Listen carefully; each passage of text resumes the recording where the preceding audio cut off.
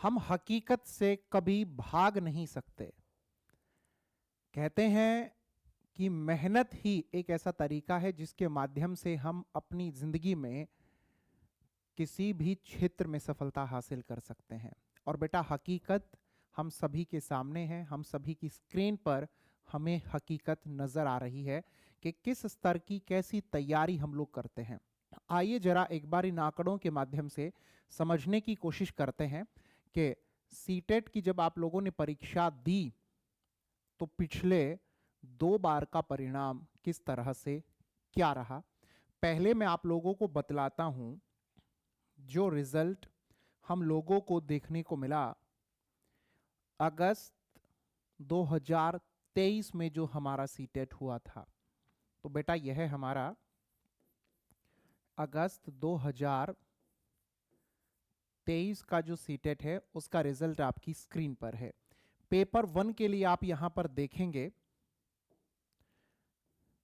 जितने बच्चों ने रजिस्टर किया उससे बहुत कम बच्चे एग्जाम देने के लिए पहुंचे। रजिस्टर किया 15 लाख से ज्यादा ने, अपीयर हुए 12,13,704, यानी कि लगभग 3 लाख तो परीक्षा केंद्र पहुंचे ही नहीं। और फिर इसमें से पास हुए 2,98,758, यानी कि 3 लाख भी इसमें से पास नहीं हो पाए। और पेपर 2 के हालात तो हम लोगों को बड़ा चौंकाते हैं। रजिस्टर हुए 14 लाख से भी ज्यादा, अपीयर यहां पर होते हैं 11,66,178, यानी कि आप यहां पर भी ये देखेंगे कि कई लाख बच्चे परीक्षा केंद्र पहुंचे ही नहीं। और जो क्वालिफाई कर पाए, जो पास हो गए इस परीक्षा में, उनकी संख्या मात्र 1,01,057 है। अब देखिए तो सही कि पेपर 2 के हालात जो हैं वो क्या हैं, कैसे हैं। और कल को जब परीक्षा होगी टीजीटी और पीजीटी लेवल वाली भी सीटेट की, तब आप लोगों को यह क्वालिफाई करने वाला जो आंकड़ा होगा यह और भी घटता हुआ नजर आने वाला है। हकीकत यही है, हकीकत यही है। लेकिन जब इस आंकड़े को हम देख लेते हैं तो उसके बाद भी हम अपनी कमियों पर ध्यान देते नहीं हैं, दूसरों पर अनाप शनाप बोलते हैं, लेकिन खुद पर ध्यान देते नहीं हैं। अब आप लोग उस आंकड़े पर भी जरा एक नजर दौड़ाइए जो आंकड़ा आप सभी की स्क्रीन पर इस वक्त मैं लेकर के आ रहा हूं। सबसे लेटेस्ट जो हमारी सीटेट की परीक्षा हुई है उसका रिजल्ट आप सभी की स्क्रीन पर, इस पर भी जरा आप लोग गौर फरमाएं। यह तो आपको पता होना ही चाहिए क्योंकि सबसे लेटेस्ट यही है जो आपकी स्क्रीन पर इस वक्त आप देख पा रहे हैं। सीटेट की परीक्षा हुई जनवरी 2024 में और उसका रिजल्ट भी कुछ ही दिनों में जारी हो गया। अब आप यहां पर देखिए जरा, पहले से पता था कि 150 में से 90 नंबर लेने हैं। 150 नंबर की ये परीक्षा हर बार होती है और हम सभी को पता है कि हमें 150 में से 90 नंबर लेने हैं, चाहे पेपर 1 हमारा हो या हो हमारा पेपर 2। लेकिन हालात यहां पर कुछ ऐसे हैं कि जितने रजिस्टर करते हैं उससे कम एग्जामिनेशन हॉल पहुंचते हैं परीक्षा देने के लिए, और जो फिर योग्य उम्मीदवार की सूची में आते हैं उनकी संख्या तो बहुत कम है। मैं आगे बढ़ूं, आप लोगों को ये डेटा मैं बतलाऊं उससे पहले मेरे शब्दों पर जरा ध्यान दीजिए। और मैं ऐसा मानता हूं कि आप भी ऐसा ही कुछ मानते होंगे। मेहनत की कमी किसकी ओर से है? शायद नहीं, हकीकत 100% जो परीक्षा देने जाता है उसी के स्तर पर मेहनत की कमी है। वो ये कह ही नहीं सकता कि अब की बार इस वजह से मेरिट हाई चली गई या मेरिट कम रह गई तो मैं पास नहीं हो पाया, क्योंकि यहां पर तो मेरिट का कोई चक्कर ही नहीं है। यहां पर तो एक सीधा सीधा सा सिस्टम है कि भाई आप लोग इस परीक्षा को क्वालिफाई कर लोगे, 150 में से 90 नंबर लेने हैं, बात इतनी सी है। और सरकार कहती है कि जब तक इस पेपर को पास नहीं करोगे तब तक आप जब परमानेंट टीचर की भर्ती आती है उनके लिए अप्लाई कर ही नहीं पाओगे। और जब आप इस परीक्षा को पास नहीं कर पा रहे हैं तो यह भी स्वीकार कर लीजिए कि जो परमानेंट टीचर वाली हमारी परीक्षा होती हैं उनके लेवल की तैयारी से तो अभी आप बहुत दूर हैं। हकीकत को जो आज नहीं मानेगा कल मानेगा, कल नहीं मानेगा परसों मानेगा। हकीकत तो स्वीकार करनी होगी। नहीं करेंगे तो कोई दिक्कत नहीं है, यूं ही झूठे ख्वाबों में जीते रहेंगे। यह आंकड़ा आपकी स्क्रीन पर है जो बेटा सीटेट की परीक्षा जो जनवरी 2024 में हुई उसका रिजल्ट अभी फरवरी में जारी हुआ। पेपर 1 के लिए जिन्होंने रजिस्ट्रेशन किया था वो 9,58,193 थे। इसमें से जो एग्जाम देने के लिए पहुंचे उपस्थित हुए एग्जामिनेशन सेंटर पे उनकी संख्या सिर्फ 7,95,231 है। 2 लाख से ज्यादा तो पेपर देने के लिए गए ही नहीं। अब ये जो पेपर देने के लिए नहीं गए, मैं मानता हूं बहुत सारे अलग अलग कारण हो सकते हैं, लेकिन उनमें एक सबसे बड़ा कारण तो यही है कि वो शायद इस परीक्षा के लिए तैयार थे ही नहीं, पहले से पता होते हुए भी नहीं थे तैयार। और अगली बार भी यह आंकड़ा हम लोगों को यूं ही नजर आएगा, पहले से पता है कि फिर से सीटेट होगा लेकिन तैयारी करेंगे नहीं। क्यों, क्या लगता है कि हम कोई यूपीएससी लेवल की परीक्षा की तैयारी थोड़ा कर रहे हैं जो अभी से पढ़ें, पेपर से कुछ दिन पहले पढ़ेंगे और पास हो जाएंगे? नहीं, फेल होंगे फिर से। योग्य उम्मीदवारों की आप लोग जरा एक बार सूची तो देखिए, मात्र 1,26,845 हैं। और वहीं पेपर सेकंड में जब आप यहां पर देखते हैं तो बेटा उम्मीदवार जो रजिस्टर किए थे पेपर फर्स्ट के मुकाबले लगभग डबल हो जा रहे हैं, 17,35,333। और यहां भी लगभग 3 लाख तो गए ही नहीं परीक्षा देने के लिए। परीक्षा देने के लिए गए 14,81,242। और इसमें से भी जो पास होते हैं उनकी संख्या तो पेपर 1 में पास होने वालों से बहुत कम है, बहुत कम है, 1,12,033। और पेपर 1 के बजाय डबल है ये नंबर जो पेपर 2 देने के लिए जाते हैं, और रिजल्ट इनका उनसे कम है। तो हर बार आप लोग जरा ये देख लीजिए कि 25 लाख से भी ज्यादा बच्चे सीटेट के लिए रजिस्टर करते हैं और लगभग 20 लाख से ज्यादा बच्चे हर बार फेल हो जाते हैं। क्यों है, क्या कारण है, क्या वजह है? आइए एक बार जरा उनको खोजते हैं, उनको जानते हैं। हर एक पॉइंट आप लोगों के बड़े काम का है, बड़े गौर से बड़े ध्यान से उनको समझिएगा। बात आपके भविष्य की है, आपकी नौकरी की है। पूरा का पूरा डेटा आप लोगों को बतला दिया गया है, आपको समझा दिया गया है। तो बेटा बात कुछ ऐसी है, टीचिंग कोर्स करने के बाद आपको सबसे पहले सीटेट पास करना होता है। अभी पेपर 1 उनके लिए होता है जो पहली कक्षा से 5वीं कक्षा तक के शिक्षक बनना चाहते हैं, और पेपर सेकंड उनके लिए होता है जो 6ठी कक्षा से 8वीं कक्षा के शिक्षक बनना चाहते हैं। और एनसीटीई की ओर से यह बतला दिया गया है, और मैं तो इस बात से बड़ा खुश हूं, स्वागत करता हूं कि एक अच्छी शुरुआत एनसीटीई और सीबीएसई करने जा रहे हैं 2024 में, कि 9वीं कक्षा से जो 12वीं कक्षा के शिक्षक बनना चाहते हैं उनके लिए भी सीटेट शुरू हो रहा है। तो अब टीजीटी वाले जो होंगे उनको भी देना पड़ेगा और जो पीजीटी वाले होंगे उनको भी सीटेट देना होगा। और एडवांस में मैं आप लोगों को यह बात बता दे रहा हूं, आज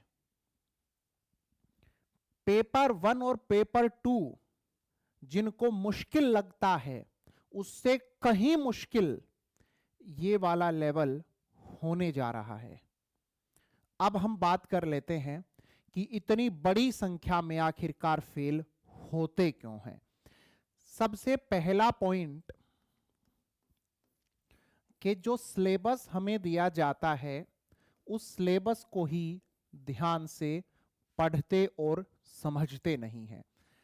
बहुत सारे बच्चे एक आदत अपनी बना चुके हैं, बस सीधा YouTube खोलेंगे और वहां से हम वीडियोस देखेंगे, और जब वीडियोस देखेंगे तो वहां पर समझेंगे नहीं, वहां भी कमेंट बॉक्स में अपनी चैटिंग में समय गवाएंगे, सिलेबस तक को नहीं समझते हैं।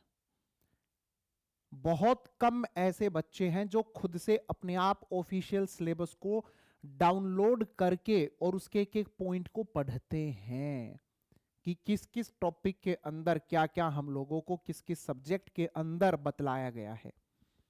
बहुत कम ऐसे बच्चे हैं जो सारे प्रीवियस पेपर को करते हैं, बहुत कम ऐसे बच्चे हैं।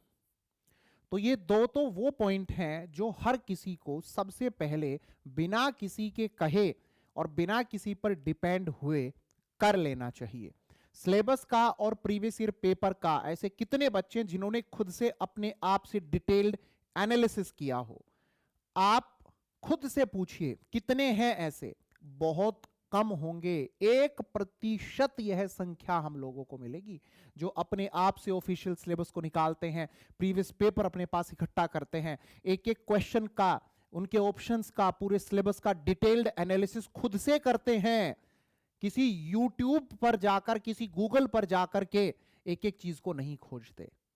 जो बच्चा इतनी मेहनत कर लेगा, इनका डिटेल्ड एनालिसिस कर लेगा, उसे मालूम होगा कि पेपर आता कैसा है, कौन से टॉपिक से वह पूछता क्या है, कौन सा टॉपिक मुझे ऐसा लगता है कि मेरा स्ट्रांग है, कौन सा टॉपिक मेरा ऐसा है कि जो मेरा वीक है। उसे सब कुछ पता चल जाएगा, लेकिन करेंगे नहीं। सब कुछ एनसीईआरटी बेस होता है, कुछ भी ऐसा नहीं है कि जो एनसीईआरटी पर आधारित होता नहीं। और आदत क्या बन चली है कि हम तो एनसीईआरटी पढ़ेंगे नहीं। हम क्यों पढ़ें? हम तो सब कुछ यूट्यूब पर देखेंगे। देखिए, टीचर आप लोगों के लिए ही हैं, लेकिन आज एक बात बतला देता हूं, जब तलक जो बच्चा एनसीईआरटी आधारित अपनी तैयारी करेगा नहीं, वो सीटेट और आने वाले भविष्य के उसके पेपर कैसे पास कर पाएगा? तो एनसीईआरटी आधारित तैयारी करते नहीं है। कितने ही ऐसे बच्चे होंगे जिनके पास में एनसीईआरटी की किताबें रखी होंगी।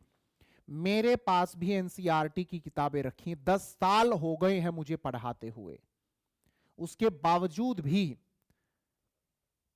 ये किताबें समय समय पर पढ़ता रहता हूं। और जिनको परीक्षा देनी है उनकी हकीकत तो ये है, वो एक बार भी ढंग से इन किताबों को नहीं पढ़ते बैठकर। इनके अंदर भी जो टॉपिक दे दिए जाते हैं उनमें भी उनको क्या चाहिए कि सर हमें ना इसके अंदर भी सिर्फ वो पॉइंट बता दो कि ये पेपर में आ रहा है, बस इसको पढ़ लो और पेपर पास। वहां भी उनको ऐसा चाहिए। मेरी बातें आज बड़ी कड़वी लगेंगी, मेरी बातें आज किसी को भले बुरी लगें, 100 बार लगें, बात वही होगी जो है। पेपर आपका है, दूसरे लोगों पर उंगली उठा करके कोई फायदा नहीं होगा। खुद में झांकना होगा। मेरी परीक्षा होगी कल को, मैं दूसरे इंसान पर उंगली उठाकर कुछ नहीं बन पाऊंगा। मेरी परीक्षा है तो मुझे जिम्मेदारी लेनी इस कंपटीशन वर्ल्ड में कि मैं अपनी तैयारी करूंगा। अपनी जिम्मेदारी जिंदगी की खुद से उठानी होती है। एनसीईआरटी पर नहीं देते हैं ध्यान। उसके बाद एक आदत बन चली है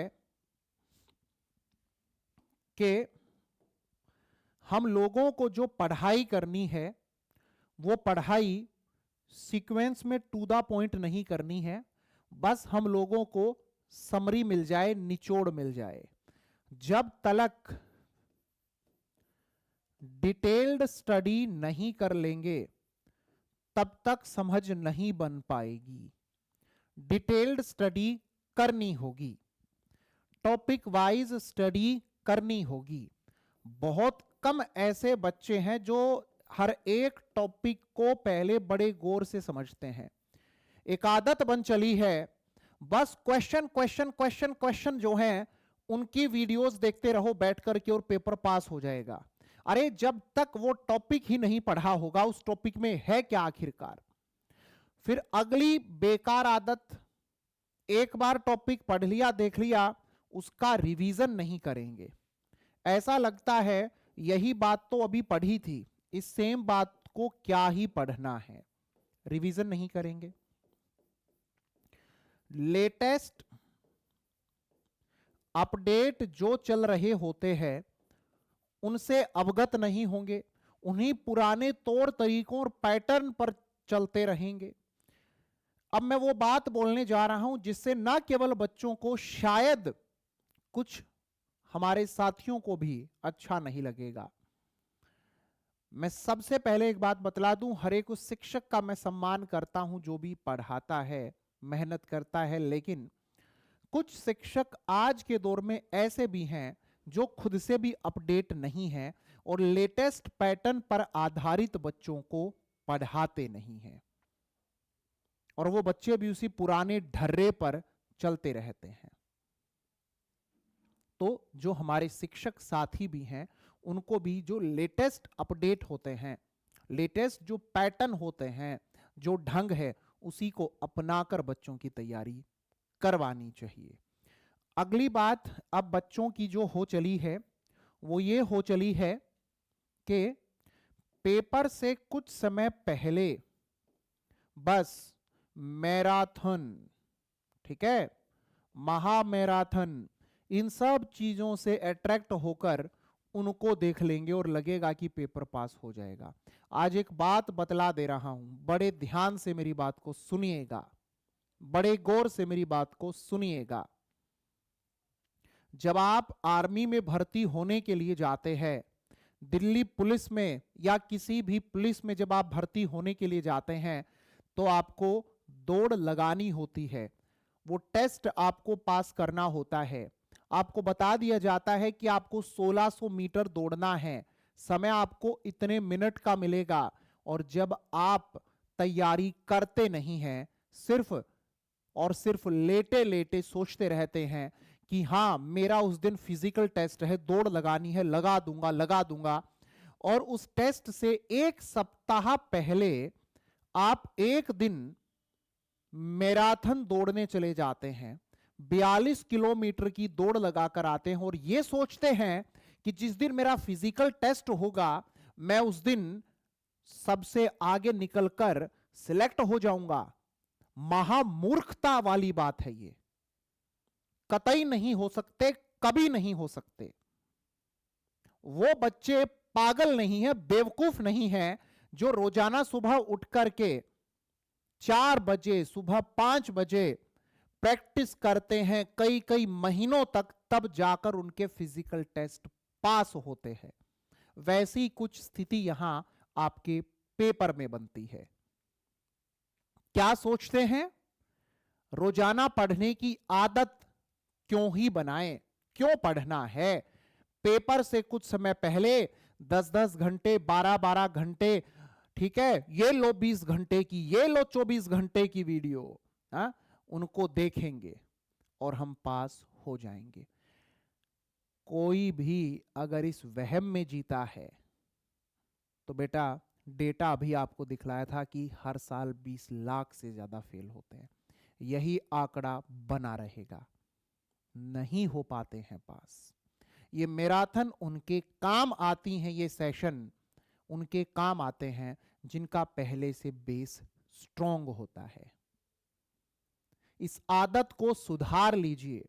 रोजाना पढ़ें, चाहे पढ़ें 1 घंटा, लेकिन रोजाना पढ़ने की आदत बना करके रखिए।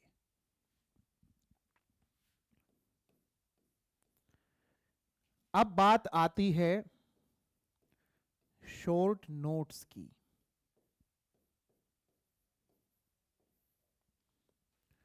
दूसरों के नोट्स मांगते फिरेंगे, टीचर्स से पीडीएफ मांगते फिरेंगे, वहां से ले लेंगे, यहां से ले लेंगे, पूरा मोबाइल, लैपटॉप, टैब, कंप्यूटर सब भर देंगे, भंडार लगा लेंगे, अपने घर में लाइब्रेरी बना लेंगे पूरी। लेकिन क्या मजाल अपने खुद के नोट्स तैयार कर ले? एक बात जिस दिन आप लोगों ने सीख ली कि मेरी परीक्षा है तो मेरे नोट्स से ही पास होगी, उस दिन आप अपनी जिंदगी में पास होने की ओर बढ़ चुके हो, याद रखिएगा। आप लोगों को अपनी समझ के आधार पर अपने शॉर्ट नोट्स बनाने चाहिए। वो शॉर्ट नोट्स जो पेपर से 1 सप्ताह पहले रिवीजन करने में आपके काम आएंगे। तो अपने शॉर्ट नोट्स बनाने हैं, अपने नोट्स से ही रिवीजन करना है। बहुत सारा भंडार अपने पास नहीं लगाना होता, लिमिटेड पढ़ना होता है।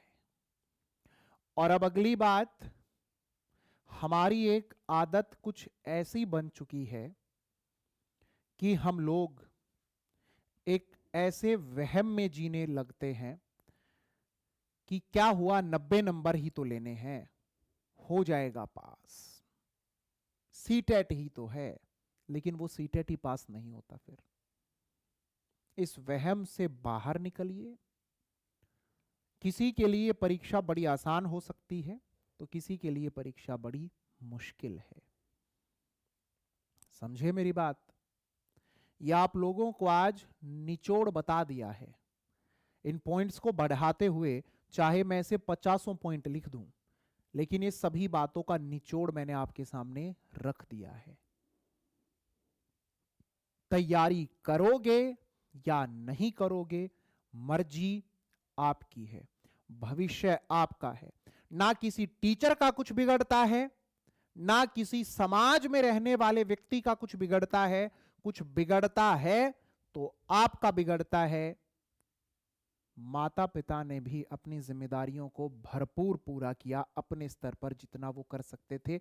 वो तो हर दिन अब बुढ़ापे की ओर जा रहे हैं। कल को जिम्मेदारियां परिवार की आपको ही संभालनी होंगी।